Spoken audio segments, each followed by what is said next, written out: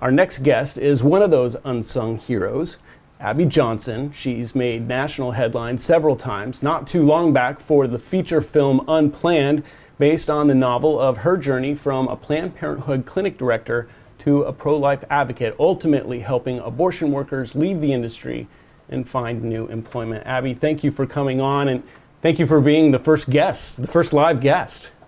Of course, yeah, I'm so glad to be with you. All right, so you know how strongly I feel about And Then There Were None. I've had the opportunity to get to know a lot of your team, but can you maybe explain for the audience who might not know what is And Then There Were None and what do you do? Yeah, I mean, we help abortion clinic workers leave the abortion industry. I mean, it's pretty simple. We believe that our vision statement is simple. We believe that if there's no more abortion clinic workers, then there will be no more abortion clinics. And if there's no more abortion clinics, then there will be no more abortions. And so we're trying to end abortion from the inside out. Yeah, I want to ask you more about that. But first, is it a religious organization? Do you have to be Christian or Catholic or any denomination to get help? You absolutely do not. So, of course, we know that true healing, just from my own journey and my own conversion experience and my own life, I know that my healing came from Jesus Christ. And so, that's part of my own life and my own testimony. But, Jamie, we have had atheists come through and then there were none. We've had a Muslim come through and then there were none. We had a Buddhist come through and then there were none.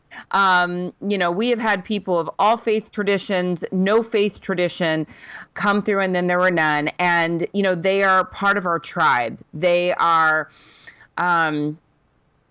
part of the beauty that brings us all together is that we have a similar shared experience.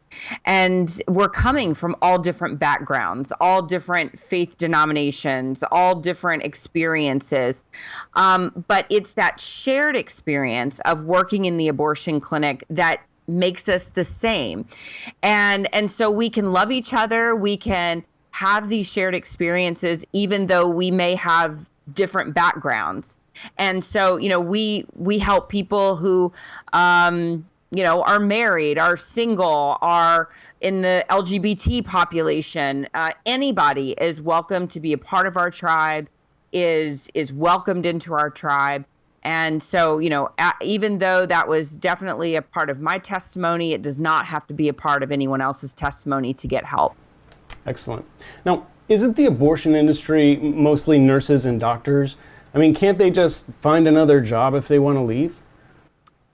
Yeah, that's a question I get asked a lot. So, it is made up of a lot of nurses and doctors, but honestly, the majority of people who are working day in and day out in these clinics are people who aren't certified at all in the medical industry. So, they're working as medical assistants, but most of them don't have the certification of a medical assistant. And so, when they decide to leave their jobs, but even Jamie, when these nurses decide to leave their jobs, even if they're lab technicians, even if they do have a certification, there's really something hanging over their head from the abortion industry. They are told that, we'll give you a bad reference if you leave us. We will blackball you from the medical industry. You'll never be able to work in the medical industry again. Some of our clients, some of our former workers, they say that, their time working in the abortion industry was like working in a cult. And it really sort of is. I mean, you're brainwashed like you're in a cult. You're sort of blackmailed like you're in a cult. Many of the workers, when they leave the abortion industry, myself included, they find themselves in a courtroom against their former employer. The abortion workers that leave are the greatest threat to the abortion industry because we know all of the secrets, right? We know all the dirty laundry.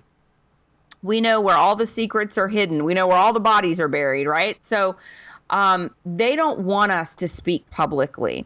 They don't want us to do shows like this. They don't want us to talk about everything that we know. And so they want to keep us quiet, and they will do anything at any cost to make sure that our voices are silenced. And unfortunately, it doesn't necessarily end there. What about the church? I mean, right or wrong, I can understand an employer maybe being reluctant to hire an abortion worker, but can you talk about reactions you've seen from some within the church when it's discovered someone maybe has gotten help from your nonprofit organization? Yeah. You know, I would like to say that, everyone in the church has been supportive, or everyone, even in the pro-life movement, has been supportive of, and then there were none, supportive of the work that we're doing. But you know what? I remember when I first started and then there were none, I thought, oh my gosh, this is going to be so great, right? No one has ever had an organization that reaches out to abortion clinic workers. I mean, how fantastic. What a great idea, right? I thought I was coming with some amazing idea to the pro-life movement. And I remember, when we started and then there were none, we had our first webcast, June 6th of 2012. And I remember the comments that I got, and these were, mainly from Christian pro-lifers. And they were saying to us, why would we ever want to help an abortion clinic worker? They've made their bed, they can lie in it. And I thought, well, gosh, I mean, if you're a Christian, don't you believe in God's saving mercy? Don't you believe in salvation? Don't you believe in God's grace? And it was like a punch in the gut to me. I mean, as someone, I am a person who helped to facilitate over 22,000 abortions. And these were people who were saying this to me. And I thought, wait, you believed in mercy for me. Why not believe in mercy for them? And, it's been a journey, but I am seeing progress. I am seeing progress in the movement. I am seeing progress in the church. Before I would, post these things on social media and it would be me in the comment section, right? Like defending these people and saying, wait a minute, we need to have mercy on those who have repented. Hold on, right? I've always said it, God leaving the 99 to save the one doesn't make a lot of sense unless you are that one, right? And I have been that one. And I would venture to say that anyone who is a Christian has been that one. Yeah, and so that's why it's so shocking for me to hear some of those comments. But let's rewind a little bit if we could. There was a lot of controversy because the movie Unplanned visually told the story of a really important moment for you. We're going to take a look at that clip, but if there are any sensitive eyes, you may want to fast forward 1 minute and 45 seconds. Megan said that you needed some assistance. I only do ultrasound-guided procedures. I want you to hold the probe.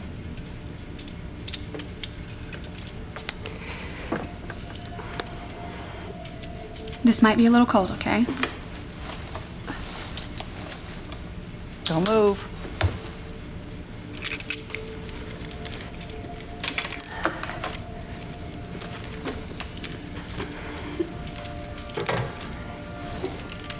I'll take my tubing.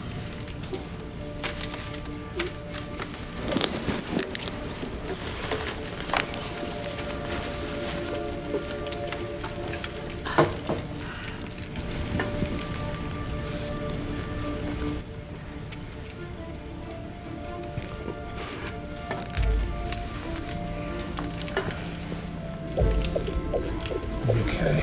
How's that? All right, a little to the left, angle down just slightly. That's better.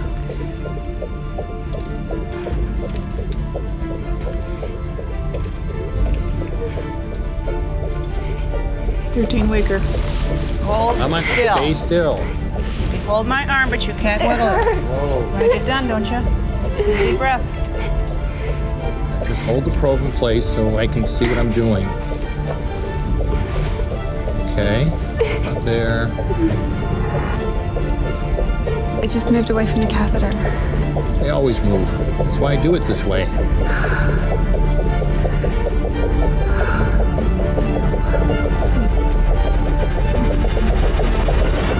Abby, would it be fair to say all of this and then there were none, your advocacy for the pro-life movement, your ultimate change of heart as a Planned Parenthood clinic director, are all really the result of what went on in your head during that one moment?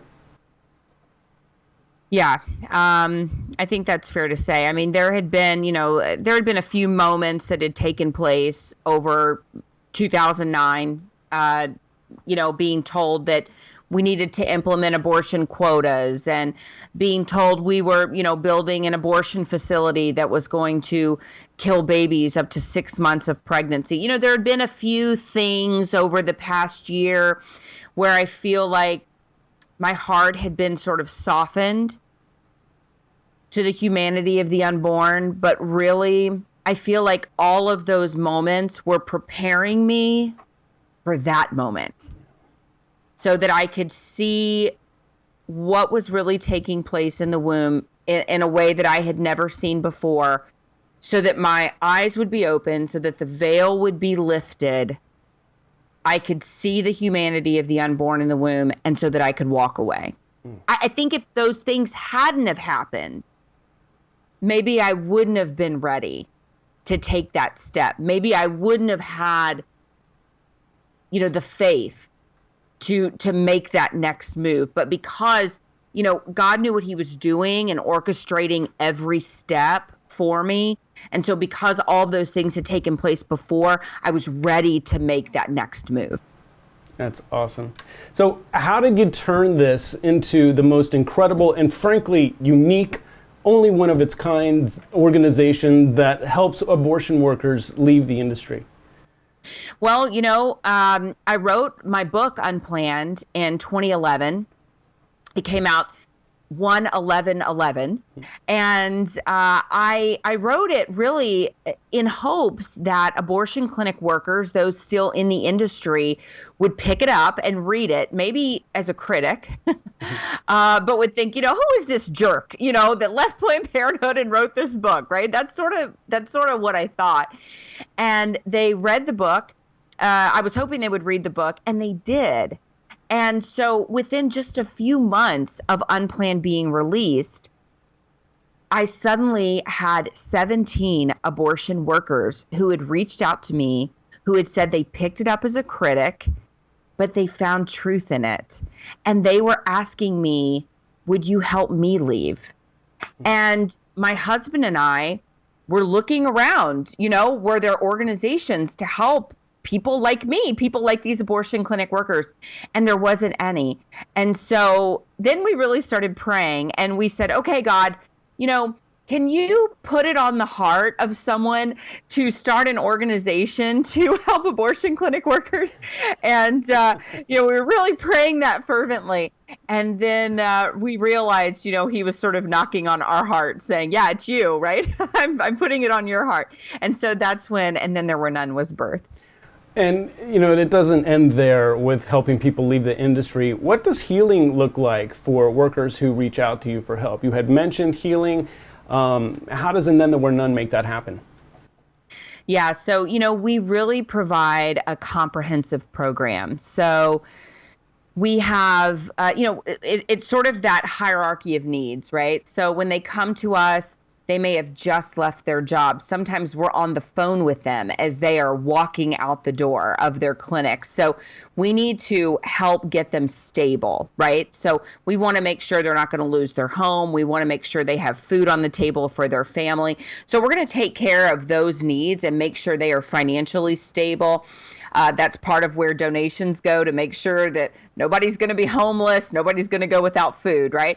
So we're going to, replace that income, make sure that they're taken care of. Because once somebody recognizes what I'm doing here is wrong, what I'm doing here is evil, we don't want them to stay in that place another day. We want them to leave. We don't want them to say, well, I'm going to stay here until I get another job because I don't want to lose my paycheck. No, we will replace that paycheck. We want you out. So that's one of the services that we offer for them. So we want to get them, situated financially, make sure that they're stable.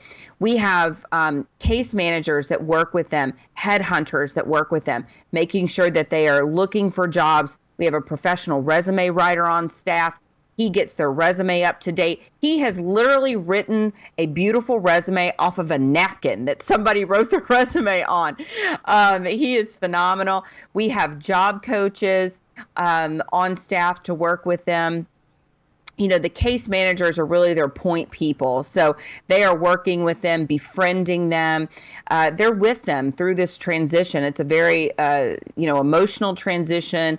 It can be spiritually challenging if they are a person of faith. Of course, there will be many spiritual attacks coming at them if they are, spiritually inclined. So we want to get them in a church home if that's something that they desire. So we work with them on that.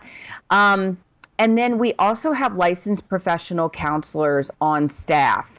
And so if that's something that they feel like they need, which most of them do, we want to get them into professional counseling because many of these clients experience severe trauma, PTSD. They have nightmares, things that they've experienced in the clinic. They come out through anxiety, depression. 38% of our clients experience suicidal ideation. The national average is something like 6%. Our clients are 38%, and 12% have actually attempted suicide. So, we have a mental health crisis on our hands when workers actually do take the step and leave their facilities. So that's why professional counseling is so important. We also have a healing retreat program, which is just a beautiful program where the workers come together in group therapy form. We have those ongoing throughout the year to really build up that tribe and that sisterhood. And so it's really a comprehensive program. Whatever these women and sometimes men, but it's primarily women, whatever these clients need, we are literally there to serve them and take care of those needs. Abby, won't clinics just hire more workers? Sometimes they do. But what we have seen is that in some areas, and we've seen this in a couple of places, we're trying to create a stigma around working in the abortion industry, right? It's not normal to work at an abortion clinic.